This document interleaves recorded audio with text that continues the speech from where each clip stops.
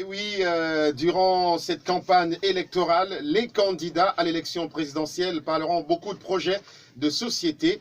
Mais avec Bertin Tinda ce matin, heureusement, on va changer parce qu'on va se poser une question centrale, fondamentale, capitale. Au-delà d'un projet de société, comment prendre le contrôle de sa vie? Monsieur Bertin Tinda, bonjour. Bonjour Bertie et bonjour également à tous les nombreux auditeurs de Radio Balafon. Donc tu vas nous parler de la vie dans cette société-là. Exactement, exactement. Je vais vous parler de la vie dans cette société. C'est vrai que les politiciens projettent. Oui, ils parlent de projets de société et il faut également dire qu'on peut parler de projets de vie, mais bon, qu'on peut parler de la vie de la société, mais nous allons parler aujourd'hui du projet de vie. Alors, quelle est la différence, puisque tu es là, Bertin, merci infiniment, quelle est la différence entre le projet de société et le projet de vie? Oui, il faut comprendre que le projet de société, ça concerne une organisation, ça concerne tout un peuple, ça concerne un pays.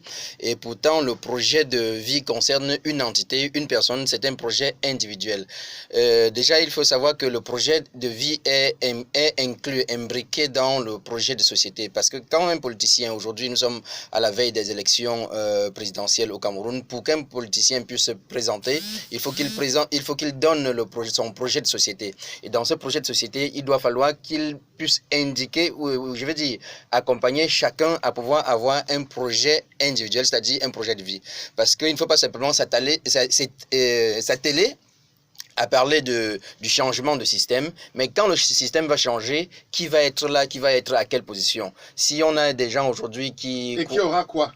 Et qui aura quoi? Il faut que les êtres humains, c'est-à-dire que les Camerounais puissent comprendre que au-delà de changer le système, il faut que chacun soit positionné à un endroit. Si on a terminé là, on dit on a changé aujourd'hui, demain, le président de la République, est-ce que c'est en le changeant que vous allez devenir un bon journaliste si vous étiez un médiocre? Est-ce que c'est parce qu'on a changé que vous allez devenir un bon citoyen si vous étiez un citoyen médiocre? Et pour être un bon citoyen, afin d'accompagner le projet de société, il faut avoir son projet de vie. Alors, il faut avoir son projet de vie. Et si on a plus de 30 ans, parce que n'est-il pas tard, la trentaine sonnée par exemple, de vouloir se reprendre? On a déjà passé le cap de l'école, du sport, de l'apprentissage, etc. Quand on parle de projet de vie, la trentaine sonnée, si ça fait pas tard. Oui, beaucoup de personnes pensent qu'il se fait tard, mais l'essentiel, ce n'est pas le moment où on entreprend son projet de vie ou son projet de société ou bien sa planification. Nous avons l'une des illustres personnes, Abraham Lincoln, qui a été président des États-Unis à la soixantaine dépassée et pourtant il avait presque tout raté dans sa jeunesse. Alors l'important, ce n'est pas quand est-ce que l'on commence et comment est-ce que l'on entreprend.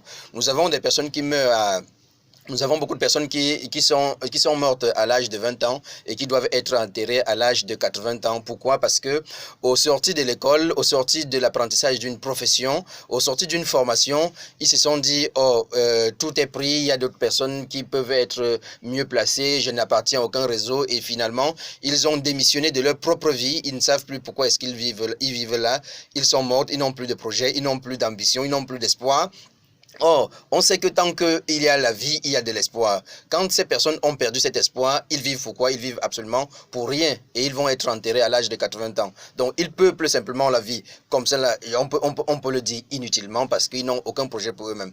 On a d'autres personnes qui ont essayé beaucoup de concours, ils ont échoué. On a d'autres personnes qui ont été renvoyées de leur entreprise. On a beaucoup de personnes qui ont chuté, qui étaient des gros cadres, qui étaient des grands commerçants, qui avaient des entreprises, qui ont chuté, il y en a qui ont été braqués, il y en a qui ont fait des accidents, qui à la fin ils se sont dit waouh, je me bats même pourquoi. Et ils ont fait une petite caisse de cigarettes ou ils ont fait un plateau d'arachide, ils le mettent devant la maison et ils ne se contentent que de cela. Ceux-là, ils sont allés à la retraite à l'âge de 30 ans et ils doivent normalement la retraite sonner dans les 65 ans ou les 70 ans. Ils auront vécu véritablement pourquoi. Donc l'important, ce n'est pas de dire que je suis arrivé à un âge où je ne peux rien faire. L'important, c'est de pouvoir prendre la décision. Écoutez simplement le langage des jeunes ou bien des êtres humains là dehors. Ils se disent, quand tu dis comment tu vas, ils te disent, on pousse, on met la cale, on se débrouille, on jongle. Le langage prouve véritablement qu'ils n'ont aucun projet pour eux-mêmes et qui souffrent de cette situation. Ce sont eux-mêmes qui souffrent de la situation.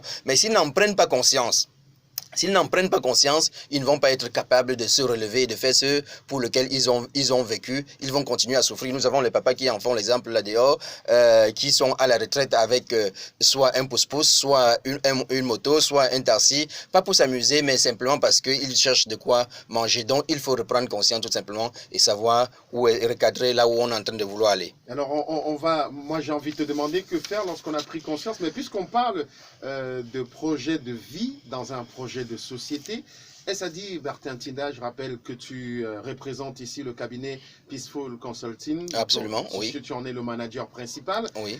Alors, est-ce que notre projet de vie dépend donc de ceux qui montent notre projet de société? Absolument pas, parce que dans une situation assez difficile, tu vois, ça, Bertie, ça fait, les politiciens vont vous le dire, ça fait 36 ans que l'on dit que le système est mauvais, ça fait 36 ans que l'on dit qu'il y a la crise économique, mais pendant que l'on est en train de dire que la crise économique existe et que le système est mauvais, il y a des personnes qui émergent. Il y a eu d'ailleurs beaucoup de richesses pendant ces 36 ans de difficultés et on voit toutes les entreprises ou bien toutes les personnes qui ont émergé, ils ont émergé à la période de crise où tout le monde semblait à tout abandonner en se disant qu'il ne pouvait plus rien. Donc le projet de société ne conditionne aucunement le projet de vie de tout un chacun. Même si cela accompagne. Même si ça l'accompagne, même si ça peut tout simplement donner un peu plus de facilité, mais je veux dire